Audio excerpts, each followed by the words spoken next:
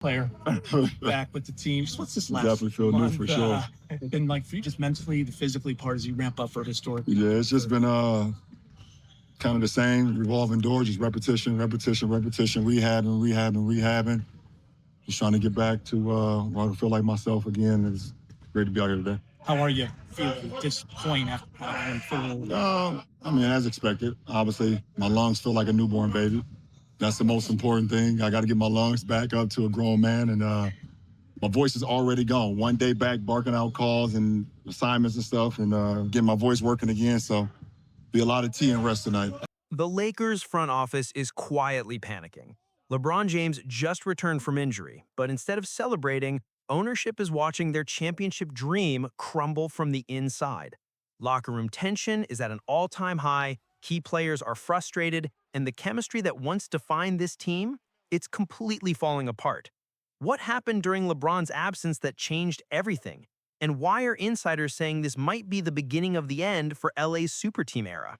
Look, we've seen LeBron return from injuries before. We've seen the King reclaim his throne time and time again. But what's happening in Los Angeles right now, this is different. This isn't just about basketball anymore. This is about egos, about systems, about control. And somewhere in the front office, ownership is watching their multi-million-dollar investment implode in real time. Let me take you back to early 2025. LeBron James had been out for weeks, an injury that kept him sidelined while his team battled through one of the toughest stretches of the season. Fans were anxious, the media was speculating, and ownership? They were counting down the days until their franchise player could lace up again. Finally, the announcement came. LeBron was cleared. He was coming back. You'd think the arena would explode with excitement, right? You'd think his teammates would be celebrating, energized, ready to welcome their leader back into the fold. But if you watched closely, and I mean really closely, you saw something else entirely. The body language was off. When LeBron stepped onto the court for his first game back, there were no big embraces, no jumping around, no chemistry, just coldness. Guys going through the motions, a few quick handshakes, forced smiles for the cameras. And on the bench, dead silence. Something had shifted, and anyone paying attention could feel it. The Lakers won that first game back, sure, but it didn't feel like a win. It felt like a group of guys trying to figure out how to coexist, like strangers forced to share the same space. Ownership noticed. They're not stupid. They've been around basketball long enough to know when something's wrong. And this was wrong. Here's the thing nobody wants to talk about. While LeBron was out, the Lakers were actually good. I know, that sounds crazy. How can a team be better without a top 5 player of all time? But hear me out. When LeBron went down, the coaching staff was forced to adjust.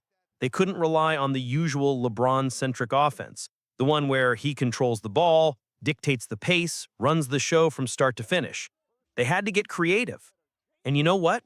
The younger guys stepped up. The offense became faster, more fluid. Ball movement improved. Role players who'd been sitting in the corner waiting for kickouts suddenly had the freedom to create, to attack, to make decisions. They weren't just standing around watching LeBron work anymore. They were playing basketball, and they were winning. Not just winning, but they were playing with energy, with confidence, with joy. The kind of joy you see when players feel trusted, when they feel like they matter. For the first time in a long time, it wasn't LeBron's team. It was their team. But here's the problem. LeBron was always coming back, and when he did, everything was going to change again. But here's where it gets even messier. LeBron's first few games back weren't just about adjusting to game speed or shaking off rust. They were about reclaiming control. The offense immediately shifted back to the old system. LeBron had the ball in his hands on nearly every possession. The pace slowed down, the ball movement disappeared, and those younger players who had just spent weeks thriving in a new system, they went right back to standing in the corner again. You could see the frustration building.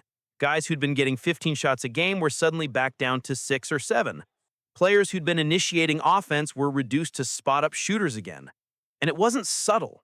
There were moments during games where you'd see a younger player call for the ball wide open, only to watch LeBron wave him off and take a contested shot instead. There were possessions where the entire team looked confused, like they didn't know what system they were supposed to be running anymore. Ownership was watching all of this unfold, and they were concerned. Behind closed doors, meetings started happening. Quiet conversations between front office executives, coaches, and analysts. The question on everyone's mind, how do we make this work? Because here's the brutal truth. They just seen proof that the team could function, could win, could build chemistry without LeBron dominating every possession. And now that he was back, all of that chemistry was evaporating. One leaked report from inside the organization said it perfectly. We're trying to fit pieces together that don't fit anymore. Was it helpful in getting to? Great. I mean, I appreciate the coaching staff and the players allowing me to, one, kind of, change the practice detail a little bit. They usually go at 11. I'm an early bird. I was like, can we go at 10? I wanted to go at like 8, but a little pull and tuck and pull. But it's very humbling. I mean, I could just go out there. That's the benefit of having a farm system, basically. The guys were gone on that long road trip. I got cleared to play some 5-on-5 for the first time since hurt my MCL versus Minnesota. And that was the blessing. They was here preparing for their games, and I got an opportunity to get a couple runs in with them. Now, you're not going to see this stuff reported on mainstream media yet. The Lakers are doing everything they can to keep this quiet. But if you know where to look, if you're paying attention to body language, social media activity, post-game interviews, the cracks are showing. After a recent loss in late January 2025, there were reports of a tense exchange in the locker room. Nothing explosive, nothing that made headlines. But people inside the building knew. Veterans on one side, younger core on the other. Two completely different visions for how this team should play. The veterans, LeBron's crew, want to play the traditional way. Slow it down, let the king orchestrate, trust the system that's won championships before. The younger guys, they want to run. They want freedom. They want to play the style that was working while LeBron was out. And the coaching staff, they're stuck in the middle, trying to keep everyone happy while knowing that's impossible. Then there's the social media clues. And oh man, if you've been watching, you've seen them. Certain players who used to post team photos, locker room celebrations, hype videos, radio silence. Others posting cryptic messages about staying true to yourself or knowing your worth.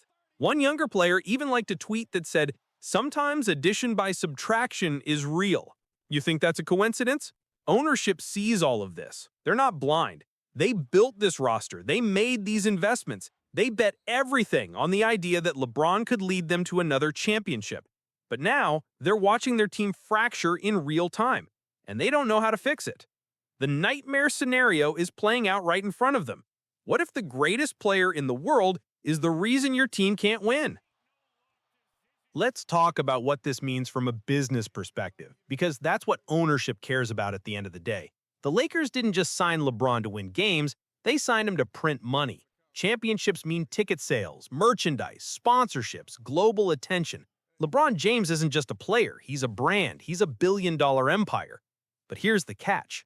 All of that only works if the team is winning, if the team is competing for championships, if fans believe in the product. Right now, fans are starting to ask questions. Why does the offense look so stagnant? Why aren't the young guys getting opportunities? Why does it feel like the team plays better when LeBron sits? And ownership is asking the same questions behind closed doors. They're looking at the financial projections. They're looking at the championship window.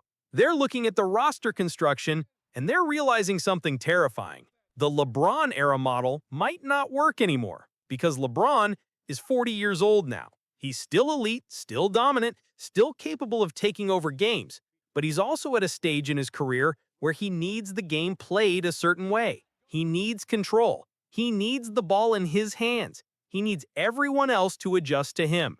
But the rest of the league has evolved. The game is faster now, more positionless, more about ball movement and pace. And the Lakers have young talent that thrives in that style. So what do? Do you keep catering to LeBron's preferences and hope his greatness is enough? Or do you start planning for a future without him? And this is the part that has everyone talking. There are whispers, and I mean quiet whispers that haven't hit the mainstream yet, that ownership is considering major moves. The trade deadline is approaching in February 2025. Decisions need to be made. Do they trade some of the younger core to bring in veterans who fit LeBron's timeline? Do they make a big splash to try to salvage this season? Or do they start thinking long-term, building around the young guys who proved they can win without LeBron? And this is the part that has everyone talking. There are whispers, and I mean quiet whispers that haven't hit the mainstream yet, that ownership is considering major moves. The trade deadline is approaching in February 2025. Decisions need to be made. Do they trade some of the younger core to bring in veterans who fit LeBron's timeline? Do they make a big splash to try to salvage the season? Or do they start thinking long-term, building around the young guys who proved they can win without LeBron? It's a decision that could define the franchise for the next decade. And right now, nobody knows which direction they're leaning. So where does this leave us? The Lakers are stuck in basketball purgatory. They're not bad enough to blow it up, but they're not good enough to compete for a championship. Not like this, not with the chemistry falling apart. LeBron James is facing one of the greatest challenges of his career, and it has nothing to do with his stats or his athleticism. It's about leadership. It's about legacy. It's about whether he can adapt. Because here's the reality. LeBron has always been able to bend teams to his will. He's always been the smartest guy in the room, the one who sees the game better than anyone else. But for the first time, he's being asked to share control, to trust a system that doesn't entirely revolve around him. Can he do it? Will he do it? The coaching staff is trying to find a balance. They're trying to blend the two styles to create an offense that uses LeBron's brilliance while still empowering the young core. But it's not easy. It's like trying to mix oil and water. And time is running out. Every game that passes with dysfunction is another game closer to missing the playoffs. Every awkward possession is another crack in the foundation. Every tense moment in the locker room is another step towards something irreparable. Ownership is watching all of this with one question burning in their minds. Can we fix this before it's too late? Because if they can't, if the chemistry continues to deteriorate, if the locker room splits become permanent, if the young guys demand trades or LeBron forces his way out, then everything they've built over the past few years will crumble. And the scariest part, nobody knows the answer yet. Some insiders believe LeBron will eventually adjust, that his basketball IQ is too high, his pride too strong to let this derail his final chapters, that he'll find a way to coexist with the young core and lead them to success. Others think it's already too late, that the damage is done, that once chemistry breaks, it's almost impossible to rebuild. Here's what we do know. The next few weeks are critical. The trade deadline is coming. Ownership is meeting constantly. Coaches are walking on eggshells, and every game is being watched with a microscope. This isn't just about winning or losing anymore. This is about the future of the franchise. This is about whether the Lakers can survive the very thing they built their entire strategy around, LeBron James. Sometimes, the greatest players in the world create the biggest problems. Not because they're not talented, but because their greatness demands everything revolve around them. And when you build a team like that, what happens when the rest of the team outgrows that model? The Lakers are about to find out. So here's the million-dollar question. Can the Lakers save their season, or is this championship window slamming shut right before our eyes? Can LeBron adapt to a system that isn't entirely his? Or will his need for control destroy the chemistry this team desperately needs? And what will ownership do when they're forced to choose between loyalty to a legend and the future of their franchise? Leave your thoughts in the comments below. Do you think the Lakers can figure this out? Or is this the beginning of the end? And listen, if you want to stay ahead of every Lakers move, every locker room leak, every piece of drama that unfolds this season, you need to hit that subscribe button right now. We're covering every angle, every insider report, every moment that the mainstream media won't talk about. Don't miss what happens next. Subscribe, turn on notifications, and let's watch this story unfold together. Because one thing's for sure, the Lakers season is about to get a whole lot more interesting.